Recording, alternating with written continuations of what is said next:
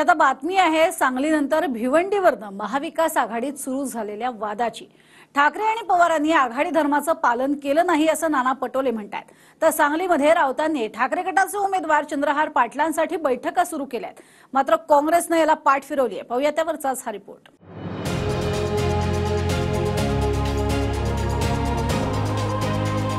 आज भिवंडीमध्ये शरद पवार साहेबांनी उमेदवार जाहीर केला, सांगलीमध्ये त्यांनी उमेदवार जाहीर केला। हे आघाडीचा धर्म नाही एवढंच आम्ही म्हणू। सांगलीचा ठाकरेंच्या शिवसेनेसोबतचा वाद असतानाच आता भिवंडीत शरद पवारांनीही उमेदवार दिल्यानं काँग्रेसचे प्रदेशाध्यक्ष नाना पटोलेंनी उघड नाराजी व्यक्त केली। त्याचेच साइड इफेक्ट सांगलीमध्ये स्पष्टपणे दिसले। ठाकरे गटाचे उमेदवार चंद्रहार पाटलांसाठी संजय राऊत सांगलीमध्ये आले, मात्र काँग्रेसच्या नेत्यांनी पाठ फिरवली। राऊतांनी बैठका घेतल्या, शरद पवारांच्या राष्ट्रवादीचे कार्यकर्ते हजर राहिले, पण काँग्रेसच्या एकाही नेत्यानं किंवा पदाधिकाऱ्यानं हजेरी लावली नाही। म्हणजे तुर्तास तरी सांगलीमध्ये ठाकरे गटाला साथ नाही हेच धोरण काँग्रेसनं ठरवलं। ते चाचपून बघायला गेलेले आहेत की तिथं खरंच अवस्था काय।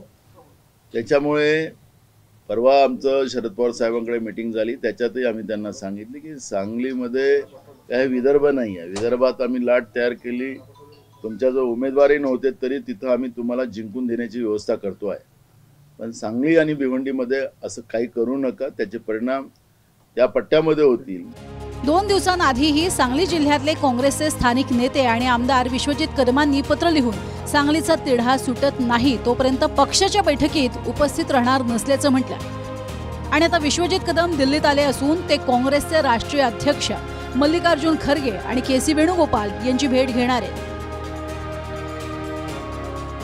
शिवसेनेने काय करावं हा विषय माझा नाही आहे। मी काँग्रेस पक्षाचा सांगली जिल्ह्यातला कार्यकर्ता आणि आमदार या नात्याने मी सांगली जिल्ह्यातल्या लोकांच्या आणि काँग्रेसच्या कार्यकर्त्यांच्याच भावना मांडण्याचं काम करतोय की जागा काँग्रेसची ती काँग्रेसला मिळावी। आणि त्याचं उत्तर आम्ही जर मी आज देणार नाही।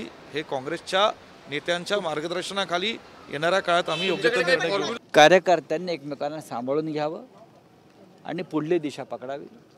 विशाल पाटील हे संसदेमध्ये कसे जातील यापुढे याची काळजी आणि पुढाकार शिवसेना घेईल।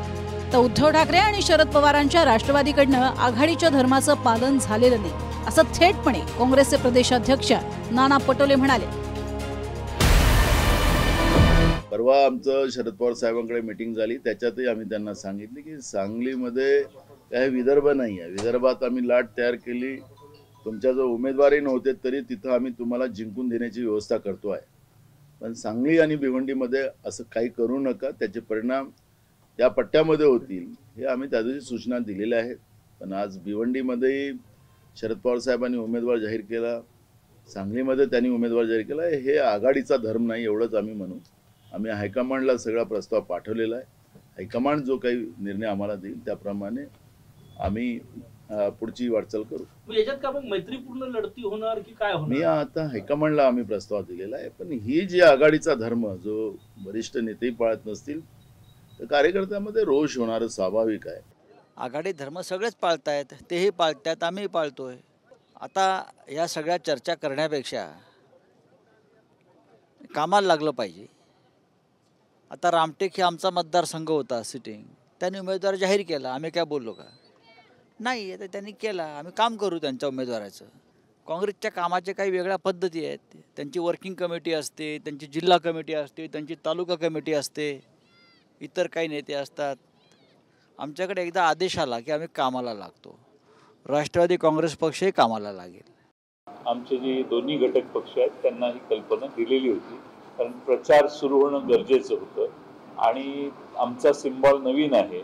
शेवटपर्यंत पोहोचवण्यासाठी आम्हाला जास्त दिवसाची गरज आहे, म्हणून आम्ही इतर आमचे जे 2 मित्रपक्ष आहेत त्यांच्या कानावर घालून आमचा निर्णय घेतला। सांगली आणि भिवंडी या दोन्ही जागांवर काँग्रेसचाच दावा होता।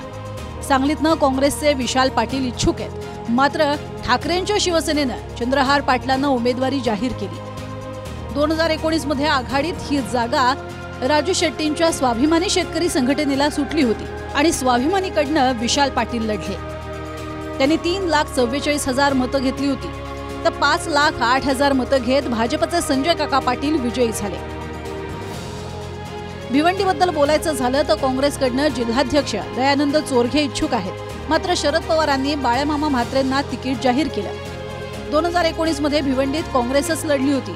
सुरेश तावरेंनी 3,67,000 मतं घेतली होती, तर भाजपच्या कपिल पाटलांनी 5,23,000 मतं घेतली आणि विजय मिळवला. तर काँग्रेसच्या नेत्यांकडनं जागा वाटपावरनं अशोक चव्हाणांवर खापर फोडलं जात असल्याची माहिती सूत्रांची आहे. भाजपमध्ये जाण्याआधी अशोक चव्हाण काँग्रेसकडनं जागा वाटपाच्या बैठकीला जात होते. सूत्रांच्या माहितीनुसार मवियातील जागा वाटपाच्या पेचाला अशोक चव्हाण जबाबदार असल्याचा दावा खासगीमध्ये बोलताना काँग्रेसचे नेते करत आहेत. अशोक चव्हाणांनी काँग्रेसच्या पारंपरिक जागांवरती दावा केला नाही, असं काही काँग्रेस नेत्यांचं मत आहे. तर काँग्रेसच्याच नेत्यांना जागा वाटपात रस नव्हता. काँग्रेसचे नेते फक्त गप्पा मारायला आणि 5 स्टार हॉटेलमध्ये जेवायला जात होते, अशी टीका अशोक चव्हाणांनी केली आहे. ना ह्यांच्याकडे डिप्लोमॅसी आहे, ना ह्यांच्याकडे जागा आपल्या पदरात पाडून घेण्या इतपत अभ्यास आहे.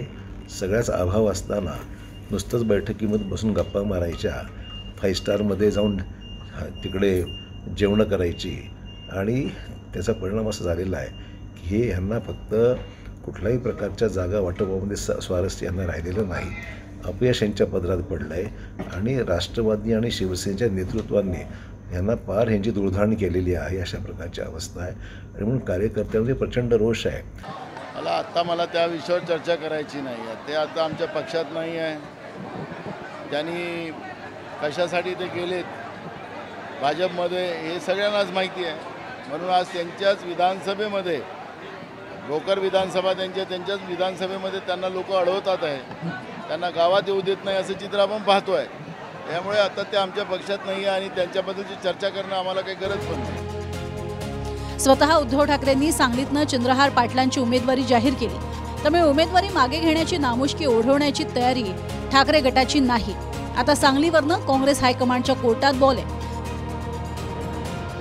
सांगलीहून शंकर देवकुळेसह ब्युरो रिपोर्ट TV9 मराठी.